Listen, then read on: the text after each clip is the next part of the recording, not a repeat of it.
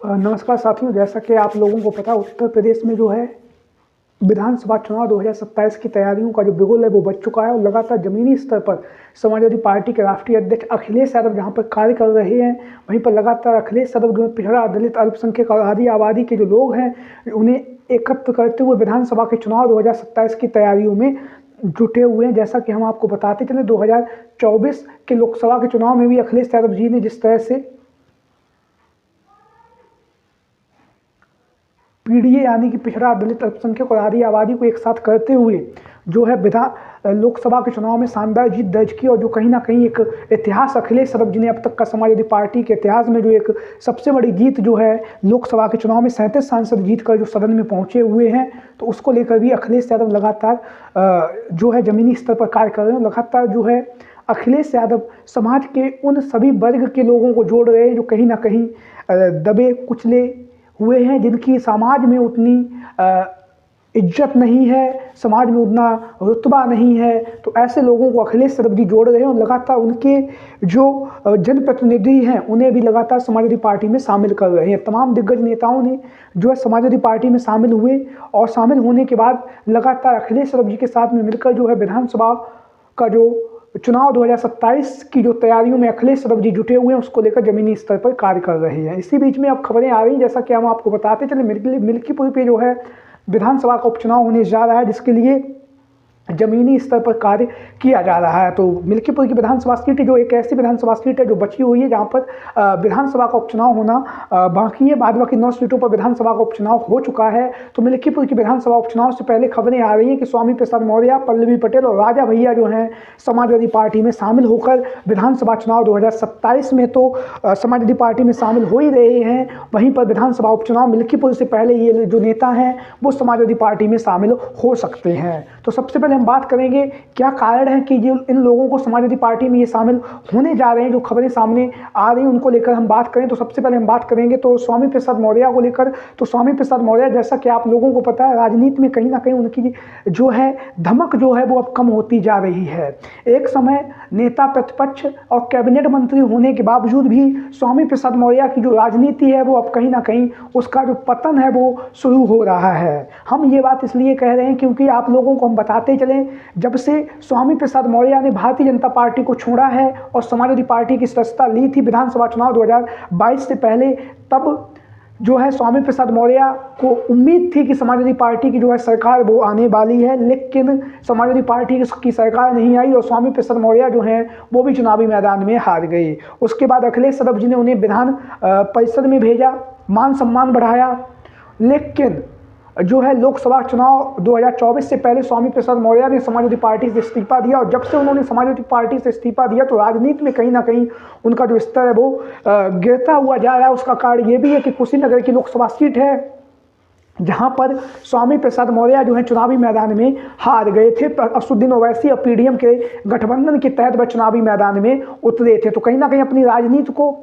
फिर से दिशा में लाने के लिए खबरें आ रही हैं कि स्वामी प्रसाद मौर्य जो है समाजवादी पार्टी में शामिल हो सकते हैं और स्वामी प्रसाद मौर्य अगर समाजवादी पार्टी में शामिल होते तो उसके कहीं ना कहीं जो है स्वामी प्रसाद मौर्य को फायदे भी होंगे और समाजवादी पार्टी को भी मजबूती मिलेगी, क्योंकि स्वामी प्रसाद मौर्य जो हैं पीडीए के समाज से आते हैं। लगातार पिछड़ा दलित अल्पसंख्यक की जो लड़ाई अखिलेश यादव जी लड़ रहे हैं उस लड़ाई को लगातार आगे बढ़ा रहे हैं और लगातार हम आपको बताते चलें स्वामी प्रसाद मौर्य जो है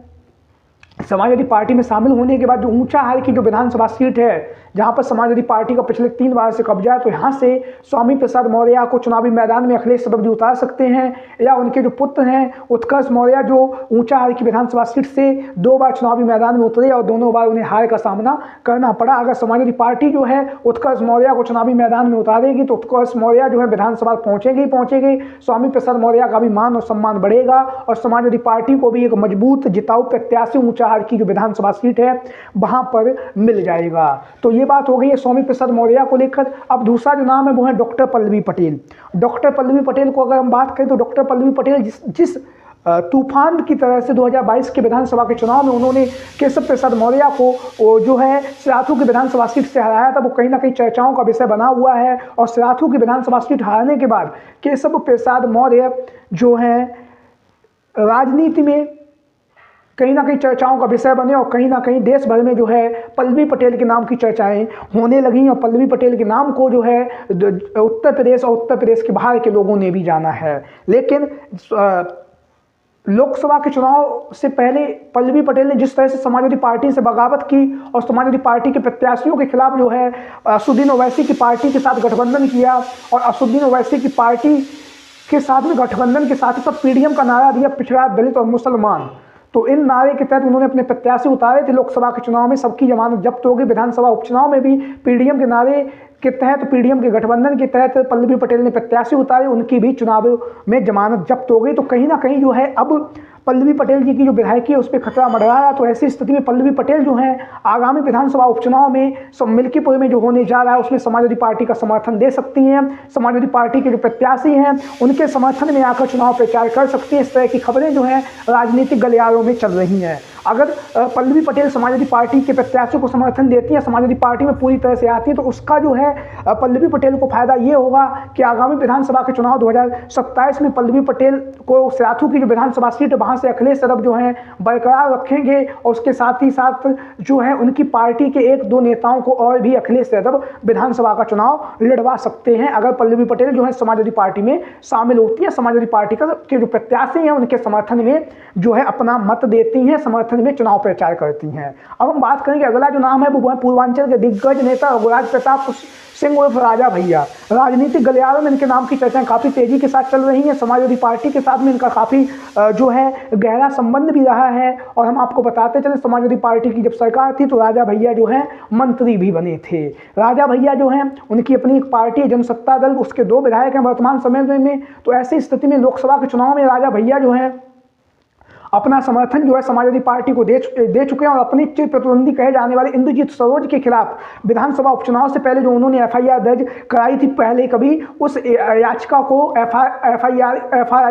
एफआईआर की जो याचिका थी उसको भी वापस ले लिया है न्यायालय से। तो कहीं ना कहीं अब राजा भैया का जो है समाजवादी पार्टी में शामिल होने की चर्चाएं चल रही हैं। और राजा भैया के हम बताते चले मिल्कीपुर की जो विधानसभा सीट है वहाँ पर अच्छा खासा जो है राजा भैया का प्रभाव भी है और पूर्वांचल की बहुत सारी विधानसभा सीटें ऐसी हैं जहां पर राजा भैया का प्रभाव देखने के लिए मिलता है। तो राजा भैया ने जिस तरह से लोकसभा के चुनाव में समाजवादी पार्टी का समर्थन दिया तो आगामी समय में चर्चाएं चल रही कि राजा भैया जो है समाजवादी पार्टी में शामिल होकर विधानसभा का चुनाव जो 2027 होने जा रहा है उसमें समाजवादी पार्टी में शामिल होकर जो चुनावी मैदान में उतर सकते हैं। आप लोगों की क्या राय है? सभी साथी कमेंट बॉक्स में अपनी राय जरूर दें और इसके साथ ही साथ जो भी साथी चैनल पर पहली बार आए हैं वो चैनल को सब्सक्राइब करें, वीडियो को लाइक करें। वीडियो को अंत तक देखने के लिए आप सभी का बहुत बहुत धन्यवाद एवं आभार। Thank you for watching this video. जय हिंद, जय भारत।